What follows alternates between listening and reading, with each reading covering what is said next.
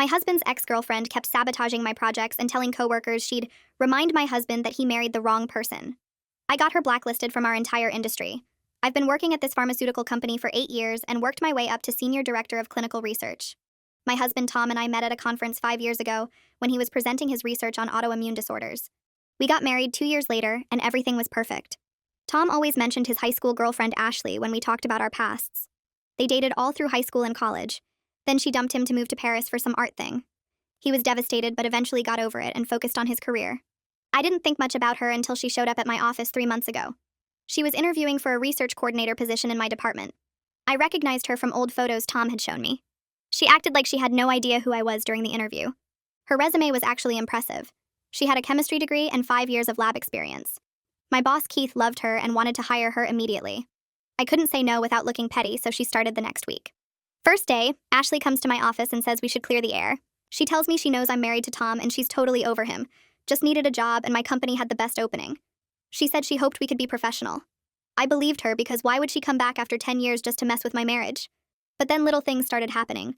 She'd bring up stories about Tom from high school during team meetings, like we'd be discussing protocols and she'd randomly say something reminded her of when Tom did this or that in chemistry class.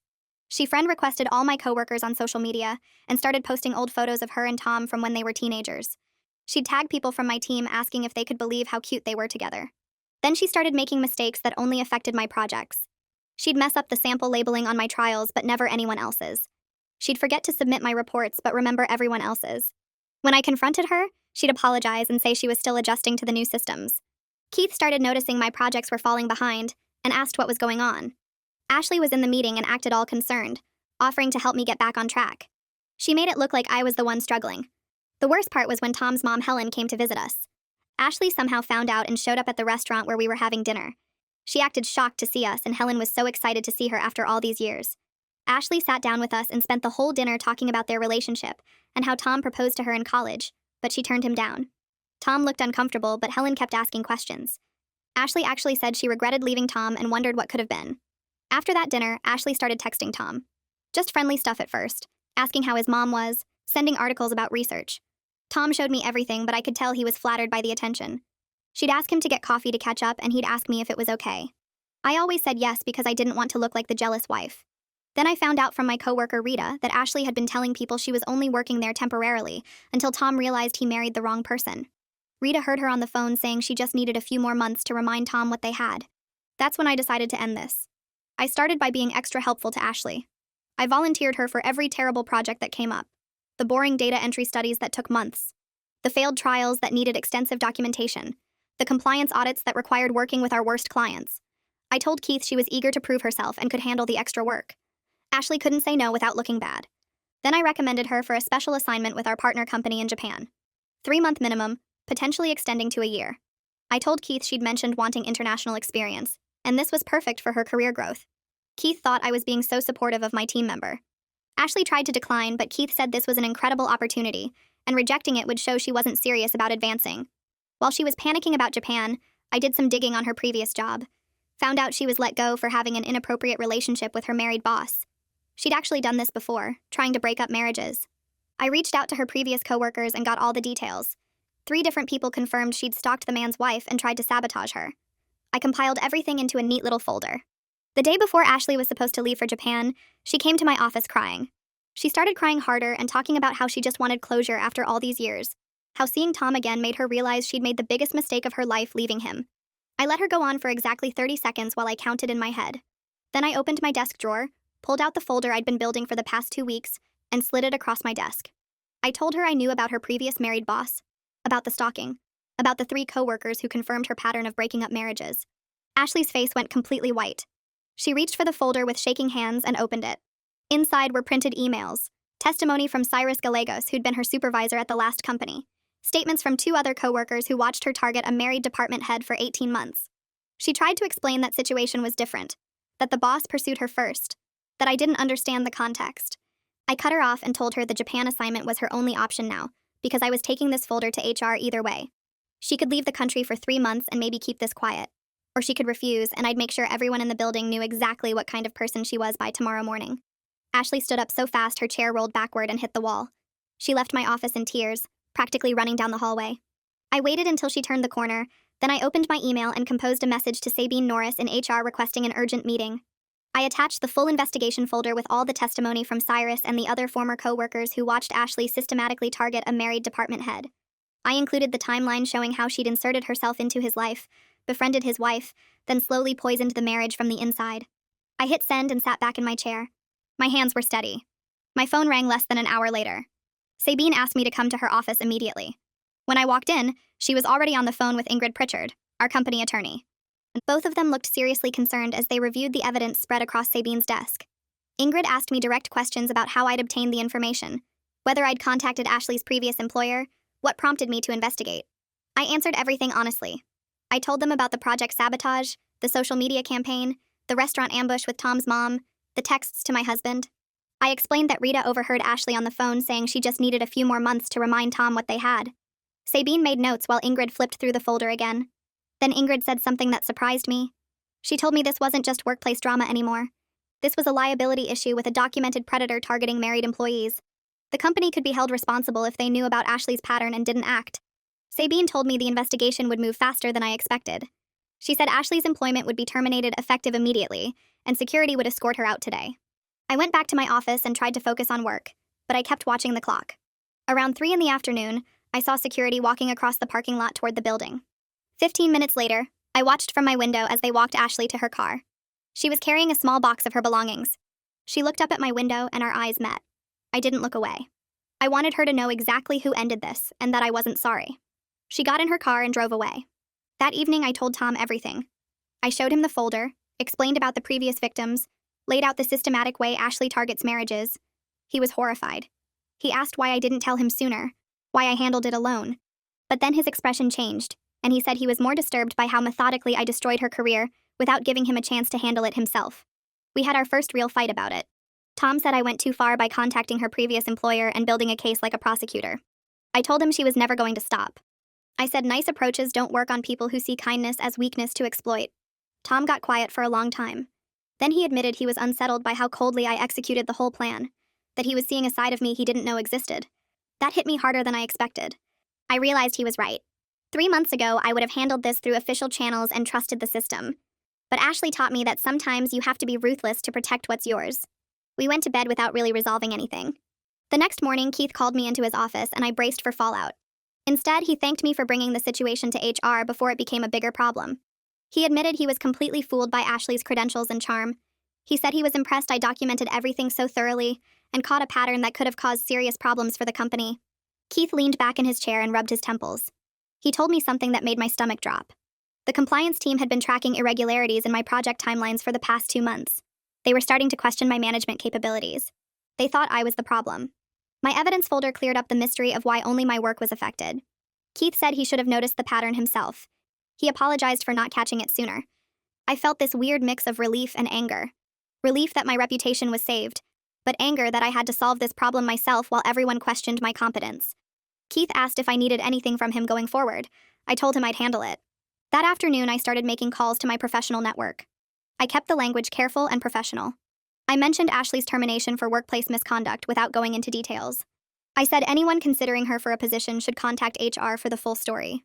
Within 2 weeks, 3 companies in our industry called me as references when she applied for positions. I told them the truth about the pattern documented in her file. I explained about the previous married boss, the stalking, the systematic sabotage. One hiring manager thanked me for being so thorough. Another said they'd had a feeling something was off about her interview. The third one just went silent for a long moment before thanking me and hanging up. I didn't feel guilty. Ashley made her choices and I was protecting other people from becoming her next targets. But then Ashley started calling Tom directly. The first voicemail came on a Tuesday evening. She was crying, saying I ruined her life over jealousy. She claimed she was only being friendly and I twisted everything to make her look bad. Tom played it for me and I could hear the manipulation in every word. She left 4 more messages over the next week. Each one got more desperate. She said Tom was making a mistake staying with someone so controlling. She said I was insecure and paranoid. She said he used to love her spontaneity and now he was trapped with someone who documented everything like a lawyer. Tom blocked her number after the 5th message. He looked at me across the kitchen table and said he should have shut down her texts months ago. He said showing me everything didn't make it okay. He said he let her keep a door open because part of him was flattered and that was wrong. I appreciated him saying it, but it didn't erase the months of watching him read her messages with that little smile. 3 days later, Helen called Tom's phone. Ashley had contacted her crying about being fired unfairly. Helen wanted to know what really happened because Ashley made it sound like I had some personal vendetta. Tom handled the conversation. I could hear him explaining the full situation, including the previous victims. He told his mother about the documented pattern, the HR investigation, the evidence from Ashley's last job. Helen went quiet for a long time. Then she said she felt like an idiot for being so charmed at that restaurant dinner. She said Ashley played her perfectly, and she was sorry for not seeing through it. 2 weeks after Ashley's termination, I got an email from someone named Kayla Fernandez. The subject line said, "Thank you for stopping the pattern." I opened it and read about how Ashley had targeted Kayla's married boss at their previous company. The relationship destroyed his marriage and his career. He ended up losing custody of his kids in the divorce. Meanwhile, Ashley just moved on to her next victim like nothing happened. Kayla said she tried to warn people, but no one believed her until it was too late. She said she was grateful someone finally held Ashley accountable. The email hit me harder than I expected. I sat at my desk staring at the screen for 20 minutes. I realized I didn't just protect my marriage. I potentially saved someone else from going through what Kayla and that boss's wife experienced. The validation helped, but it didn't completely erase my discomfort with how ruthlessly I operated. I kept thinking about the look on Ashley's face when security walked her out. That week, Tom suggested we start couples counseling. He said this experience exposed cracks in how we communicate about threats and boundaries. I agreed because I knew he was right. We found a therapist who specialized in relationship issues and started going every Thursday evening. The therapist asked us to explain what happened from our own perspectives. Tom talked about feeling caught between his wife and his ex, about not wanting to seem controlling by shutting Ashley down too hard. I talked about watching the situation escalate and feeling like I had to handle it alone. The therapist helped us understand that my response was protective, but also revealed trust issues about Tom's ability to handle the situation himself. Through therapy, I admitted something I'd been avoiding. I was terrified Tom might actually have unresolved feelings for Ashley. That fear drove me to eliminate her completely, rather than trust our marriage could withstand her presence. Tom acknowledged he was flattered by her attention at first. He said he didn't shut it down as firmly as he should have because some part of him liked being pursued again. Hearing him say it out loud hurt, but it also made things clearer between us. 3 months after Ashley's termination, Keith called me into his office again. He told me I was promoted to Vice President of Clinical Research. The promotion was already in discussion before the Ashley situation, but my handling of a complex personnel issue demonstrated exactly the kind of strategic thinking leadership requires. I thanked him and walked back to my office in a daze. The promotion felt validating but also complicated. I knew part of my success came from being willing to destroy someone's career to protect my own interests. I sat at my desk and looked at the new title on my email signature. I wasn't sure if that made me a strong leader or just someone who learned to be ruthless when necessary. I still felt weird about how calculated everything was, but Tom scheduled our next therapy session for Thursday. We sat in the therapist's office and she asked us to describe what we learned from the Ashley situation. Tom went first and talked about how he should have shut down her texts immediately instead of asking my permission each time. He said he realized that asking me if it was okay made me responsible for policing his boundaries when he should have just handled it himself. I listened and realized he was right because every time he asked me about coffee with Ashley, I felt trapped between looking jealous or letting it happen. The therapist asked me what I learned, and I admitted I was scared Tom might still have feelings for Ashley, which is why I went nuclear instead of trusting him to handle it. Tom looked surprised and said he never realized I doubted him that much. We spent the rest of the session working out a new system where Tom promises to shut down inappropriate attention immediately without asking me first, and I promised to bring concerns to him before launching investigations. The therapist said we both made mistakes, but the fact we survived something this intense meant our marriage had a solid foundation. I left feeling like maybe we could actually be stronger for going through this. 2 weeks later, I stopped at the coffee shop near work to grab my usual latte. Rita was already there at a corner table and waved me over. She had this relieved look on her face and told me she needed to say something. She said the whole department noticed how much smoother everything ran without Ashley around. My projects were back on schedule, reports were getting submitted on time, and nobody was making weird comments about high school chemistry classes during meetings. Rita said several people privately thanked her for telling me what she overheard because they could tell something was off but couldn't figure out what. She lowered her voice and said there was a general feeling that I protected the team by removing someone toxic before she could damage more than just my work. I thanked her and felt this weird mix of validation and discomfort because part of me still wondered if I went too far. 6 months passed and Tom got invited to present his autoimmune research at a big conference in Chicago. I took time off work to go with him because after everything we went through, I wanted to support his career the way he always supported mine. The conference was huge with researchers from pharmaceutical companies all over the country. We were at the reception when this woman approached Tom and asked if he remembered her from a project 3 years ago.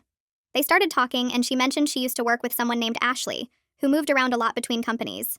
Tom tensed up and I jumped in asking what she meant by moved around a lot.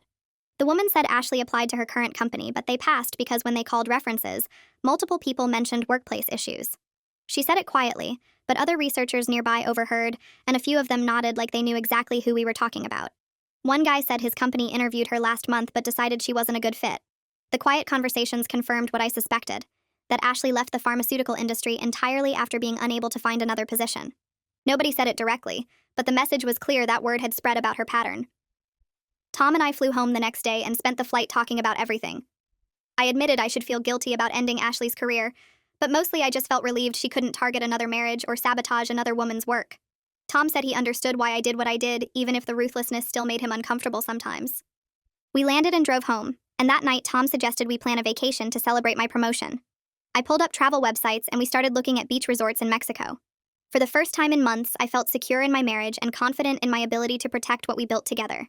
I knew some people would judge me for being so calculated about destroying Ashley's reputation, but sitting there planning our vacation with Tom, I couldn't bring myself to regret it.